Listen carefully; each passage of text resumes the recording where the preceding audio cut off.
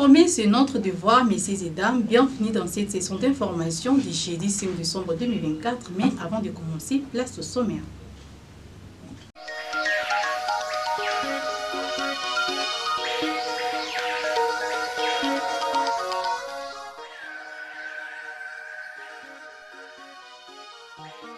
L'abbé Ferdinand Makoko a lancé officiellement l'année scolaire 2024-2025 au nom de son Excellence Monseigneur l'évêque aux écoles situées à la paroisse Saint-Charles-Luanga, Kabondo.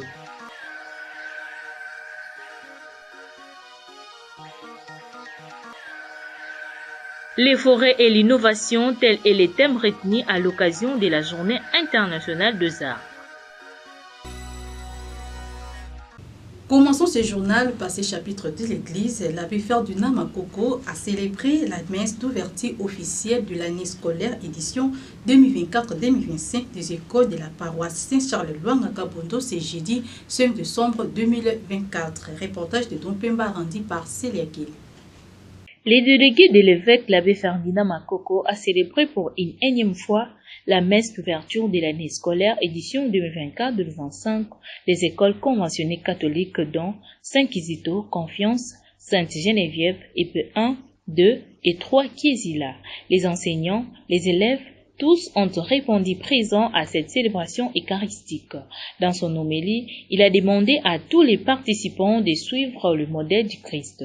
Par après, la messe a suivi son rythme normal. Peu avant la fin, les délégués de l'évêque a déclaré ouverte l'année scolaire 2024-2025. Chers frères et sœurs,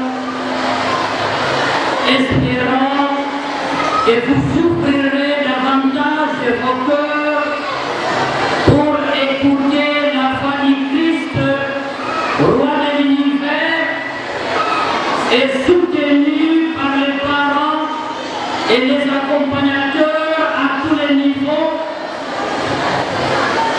pour être obéissants, disciplinés, en acceptant d'être conduits par l'Esprit de Dieu et en ayant à l'esprit que tous, ensemble, main dans la main, nous devons marcher dans la même direction. Et au nom de son Excellence, Monseigneur José-Claude Mbimbi-Mamba, évêque de Goma, et qui nous a délégués, je déclare ouverte l'année scolaire 2024-2025 pour toutes les écoles catholiques de la paroisse Saint-Charles-Luanga, Kabondo. Je vous remercie.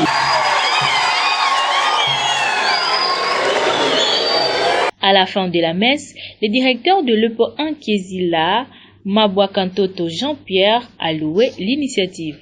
Nous venons d'avoir la messe d'ouverture de l'année scolaire 24-25. Nous avons reçu les représentants de son Excellence Monseigneur l'évêque, l'abbé curé doyen, qui a célébré la messe. L'essentiel est fait, la messe s'est bien passée dans la discipline, dans la joie. Nous avons reçu le message qu'on nous a apporté. Nous avons foi que dans notre vie quotidienne, nous serons là à mettre ça en application. Toujours dans ce chapitre de l'Église, au sortir de la messe d'ouverture officielle de l'année scolaire 2024-2025, un enseignant du complexe scolaire Confiance Enza aussi Kérifin s'exprime au micro de la RTDN.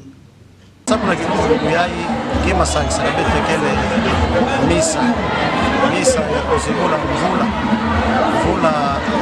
ya kelasi 2024-2025 yake sangisa na maikoni nyoso kwa ya CPS Kabondo etumika kwa wako samu na kusefunja matondo na nyoso akisanga kabeto lungu nyoso mzingo beto beina yake kontre kusala beketambika yandi mambo ya beto nyoso okubre la année scolaire 2024-2025 samu yandi livonda tualisi ya beto tena chuka wala yepe ina saksa beto na misa ya ouverture de l'année scolaire 2024-2025. Autre autre chapitre, l'humanité a célébré ce jeudi 5 décembre la journée internationale des forêts, autour du thème « Les forêts et l'innovation ». À Boma, aucune activité a été organisée. Néanmoins, nous vous proposons de suivre ces commentaires. L'Organisation des Nations Unies pour l'alimentation et l'agriculture révèle les thèmes de la Journée internationale des forêts 2024, les forêts et l'innovation. Aujourd'hui, les effets du changement climatique se font sentir trop fortement sur les forêts. La mortalité des arbres due aux sécheresses répétitives, aux attaques des parasites est devenue un sujet important pour les personnes qui gèrent les forêts au quotidien. L'innovation passe donc aussi par la recherche afin d'adapter les forêts au changement climatique, d'assurer leur pérennité et leur vitalité en France et dans le monde. Selon l'ONF, les forêts absorbent 10 milliards de tonnes de CO2 chaque année dans le monde. Elles constituent le deuxième plus grand puits de carbone de la planète derrière les océans. En plus de subir les effets du changement climatique, les forêts sont aussi menacées par la déforestation induite par les hommes. Selon la FAO, chaque année, 10 millions d'hectares de forêts disparaissent à cause de la déforestation et environ 70 millions d'hectares partent en fumée. Pourtant, certains pays, la mise en place des systèmes d'alerte rapide et des technologies innovantes permettrait de surveiller l'état des forêts, de lutter contre les risques incendies et de mettre un terme à la déforestation tout en assurant une production durable des produits de base. L'innovation a donc toute sa place pour mettre un terme à la déforestation et à la dégradation des forêts. Les forêts donc sont source d'innovation. Comme chaque année, les organisateurs d'événements qui s'inscrivent pour célébrer la Journée internationale des forêts sont libres ou non de suivre ces thèmes. Les forêts sont donc source d'innovation. Conservation, gestion et valorisation des ressources génétiques forestières, leviers essentiels pour répondre aux besoins en plan forestier dans le cadre du renouvellement et de l'adaptation des peuplements.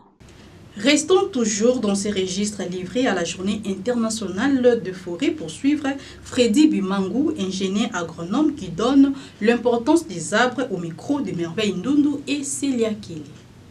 Les gens doivent savoir que c'est depuis 2012, le 21 mars 2012, que l'Assemblée générale des Nations Unies avait proclamé le 5 décembre comme journée internationale de l'arbre. Alors, vous savez pourquoi on a dédié cela à l'arbre. D'ailleurs, je ne sais pas, sous d'autres cieux, aujourd'hui on devait planter les arbres. Vous savez, maman, l'arbre c'est la vie. L'arbre nous procure de l'oxygène. Et nous, les humains, nous dégageons des gaz carboniques. Donc c'est comme ça que, tellement les biens fondés de l'arbre, d'après même le Créateur qui est notre Dieu, c'est comme ça l'Assemblée générale des Nations Unies avait proclamé qu'on doit quand même prendre toute une journée pour donner à ces trucs qu'on appelle l'arbre son importance dans la vie de l'homme. Donc, maman, je vous dis, ailleurs, ils sentent les méfaits de la déforestation. Ce qu'ils ont causé comme défi, comme méfier en détruisant la forêt, ils sont en train de payer cela. Nous apprenons des cyclones, nous apprenons des catérines. Ce sont des vents violents parce qu'ils avaient détruit l'arbre. Donc l'arbre, en grosso modo, procure à l'homme ce qu'on appelle l'oxygène. Et l'homme, à son tour, il le procure, il dégage les gaz carboniques. Maintenant, l'arbre a besoin de ces gaz carboniques pour se nourrir et l'homme a besoin de l'oxygène pour vivre. Donc, c'est comme ça que je demande à la population, ne fût-ce que dans chacune des parcelles, nous puissions avoir cette culture de planter, ne fût-ce qu'un arbre. Quand vous plantez un arbre dans votre parcelle, si nous avions à Boma, la population, le nombre de ménages peut être compté, comme il y a tout au plus 500 000 habitants, les maisons peuvent aller à 200 000, 250 000 maisons à Boma. Donc nous aurons au moins 250 arbres planter 250 000 arbres à Boma si chacun peut planter ne fût qu'un arbre. Parce que ça joue un rôle important. Deuxième rôle de l'arbre, il influence les précipitations. Donc, il favorise les précipitations. Donc, quand vous n'avez pas de forêt, c'est comme ça que dans des pays désertiques, ils n'ont pas de pluie parce qu'ils n'ont pas des arbres. Donc c'est ça un peu, je peux dire, je demande à la population de ne plus couper les arbres si la raison n'est pas vraiment fondée. Et de deux, si nous pouvons planter les arbres dans nos parcelles, ça va nous aider et nous serons épargnés de beaucoup de choses. La chaleur, quand vous dormez, ça ne va pas, c'est à cause de ça. Mais s'il y a l'arbre dans la parcelle, vous allez voir que la vie sera aisée. Opération Zéro Kuluna, le président de la République, Félix Antoine Tshisekedi Tshilombo, ordonne à ce que tous les malfaiteurs qui seront arrêtés soient transférés à la prison de haute sécurité ou les condamnés à la peine de mort. Suivez son message par le biais de Constant Moutamba, ministre national de la Justice. Le chef de l'État nous a instruit plus d'une fois lors des conseils des ministres pour mettre fin au phénomène de banditisme urbain qui sévit dans certaines grandes villes du pays, y compris dans la capitale et la ville province de Kinshasa. Les Kuluna continuent de s'aimer mort et désolation dans la capitale ainsi que dans d'autres villes du pays. Les Kuluna endeuillent nos familles. Et il était question pour nous de pouvoir exécuter les instructions de la haute hiérarchie en mettant en place la commission de lutte contre le banditisme urbain. Cette commission est composée des hauts magistrats, militaires et civils, composée également du commissariat provincial de la police, va travailler sous l'opération Zéro Kuluna dans la ville de Kinshasa, tout comme dans d'autres villes du pays. Elle va travailler pour traquer jusqu'à leur dernier retranchement pour les Kuluna qui sèment mort et désolation. À partir de demain, la commission va lancer l'organisation des procès en flagrance contre tous les Kuluna. Tout celui qui sera attrapé sera arrêté, jugé, condamné. Comme vous le savez, ils seront tous condamnés pour terrorisme, parce que les actes qu'ils posent sont des actes qui relèvent purement et simplement du terrorisme. Ils sont donc punis de la peine de mort. La commission a également décidé de faire exécuter la peine de mort, mais également transférer tous les condamnés Kuluna dans des prisons de haute sécurité. Le premier lot des Kuluna qui sont condamnés cette semaine sera évacué à Anginga et dans d'autres prisons déjà ce week-end. Des bouclages seront organisés dans les quartiers, rues de Kinshasa. Tous les enfants Kuluna qui seront identifiés et arrêtés comme tels seront jugés, condamnés. Et comme je l'ai dit, nous allons procéder à l'exécution de la peine de mort. Parce que la Bible dit, qui tue par l'épée, périt par l'épée.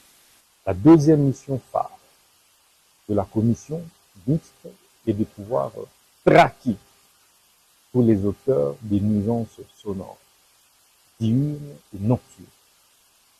Tous ceux qui se livrent à déranger la quiétude des voisins seront non seulement interpellés, mais se verront également confisquer leurs biens et contraints à payer des lourdes amendes à l'État congolais. Cela va dissuader les uns et les autres, va dissuader ceux qui pensent qu'ils n'ont que des droits et non des devoirs envers eux. Nous voulons que les Congolaises et Congolais puissent fêter paisiblement, puissent vivre tranquillement en lieu et place de faire face à ces brouhaha dont ils sont victimes à longueur des journées. Partant du message du président de la République, Félix Antoine Tshisekedi Tshilombo, par le ministre national de la Justice, Constant Moutamba, au regard du malfrat communément appelé Kuluna, qui seront dorénavant condamnés à la peine de mort ou transférés dans la prison de haute sécurité. Maître Maker Touadi donne son point de vue. Suivez. Le banditisme urbain inquiète tout le monde et tout le monde le sait que ce banditisme urbain appelé communément Kuluna commence à atteindre des proportions vraiment très inquiétantes. Et je crois que la décision interministérielle qui est prise, nous ne pouvons que la soutenir pour finalement étouffer ces phénomènes du banditisme urbain. Vous savez qu'aujourd'hui, les Kuluna sont maintenant même dans les écoles. Et aujourd'hui, ces fléaux, si le gouvernement ne prend pas de mesures draconiennes, nous risquerons de perdre la quiétude parce qu'aujourd'hui, tout le monde veut vivre en sécurité. Et surtout que nous sommes au mois de décembre, vous savez qu'à chaque période festive, il y a recrudescence du banditisme urbain. Nous osons croire que ces mesures qui sont prises, qu'une fois qu'on attrape un Kuluna, il est assimilé aux terroristes, c'est une très bonne chose. Et comme le ministre de la Justice l'a souligné, qu'ils iront désormais dans des prisons de haute sécurité à l'intérieur du pays, c'est une bonne chose parce que nous sommes fatigués. Aujourd'hui même dans des quartiers, il faut que des jeunes se mobilisent pour veiller parce que nous sommes inquiétés. Tel qu'à Bomambang où il n'y avait pas ce problème aujourd'hui, le banditisme de Kuluna a atteint même le quartier Kimbangu. Et cela démontre que ça ne peut qu'évoluer aujourd'hui même dans les écoles, dans des salles de classe. Il y a maintenant des élèves qui sont initiés à ces pratiques. Pas plus tard que hier, on voyait ici, vers Maison Amie, la police est mobilisée pour traquer des jeunes gens qui faisaient du désordre, mais certains étaient en uniforme. Et donc, je crois que nous devons protéger notre pays. Le pays a besoin de la sécurité, de la paix. La paix, ce n'est pas seulement la guerre qui est à l'Est, mais même quand il y a des désordres dans nos quartiers, nous ne savons pas dormir en paix. C'est aussi de l'insécurité. C'est vraiment une bonne chose. Nous encourageons. Le gouvernement doit aller jusqu'au bout pour finalement traquer ces délinquants jusqu'à leur dernier retranchement. Bouclons ce journal par ces chapitres. En RDC, au moins 120 000 personnes vivant avec le VIH-Sida refusent le traitement en raison de la stigmatisation et de la désinformation. Suivez les détails. En marge de la célébration de la Journée mondiale de lutte contre le sida qui a eu lieu le 1er décembre sous les thèmes cette année, suivons les chemins des droits. La commissaire nationale de la Commission nationale des droits de l'homme, Véronique Ngongo, chargée de personnes vivant avec le sida et autres groupes vulnérables, a déclaré dans son discours que ces 400 000 maladies sous traitement antirétroviral en RDC, 120 personnes vivant avec le VIH-Sida ne suivent pas le traitement antirétroviraux en raison de la désinformation et de la stigmatisation dont elles sont victimes. Véronique Ngongo, par ailleurs, elle invite la communauté à promouvoir les droits de l'homme de personnes atteintes du VIH pour mettre fin non seulement à la stigmatisation, mais aussi au VIH-Sida lui-même. Nous savons aujourd'hui que la lutte contre le VIH-Sida ne peut être gagnée sans respecter les droits fondamentaux de toutes et de tous. Le droit de la santé, à l'information et à la dignité et à l'égalité doit être au cœur de toutes les stratégies de prévention, de soins et de soutien. Je vous invite donc à poursuivre ces combats ensemble avec la certitude que chaque pas que nous faisons vers le respect des droits humains est un pas de plus vers la fin du VIH-Sida, a-t-elle suggéré. Selon les dernières stratégies du Programme national de lutte contre le VIH-Sida, La République démocratique du Congo compte plus de 500 000 personnes affectées par le VIH, dont la majorité sont des femmes. Par ailleurs, 98% de ces personnes vivant avec le VIH-Sida sont sous traitement. Mesdames et messieurs, c'est ici que nous mettons point pour ces journaux, mais avant de quitter, rappel du titre.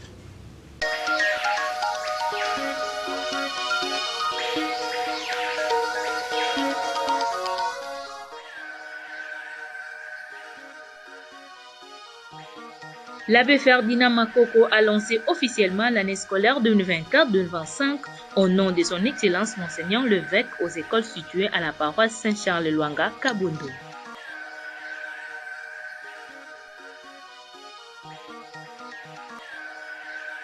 Les forêts et l'innovation, tels est les thèmes retenus à l'occasion de la Journée internationale des arts.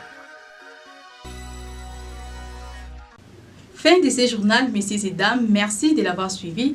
D'ici là, portez-vous bien et bonne suite de programmes sur la radio-télé diocésaine Nguizane. À la prochaine.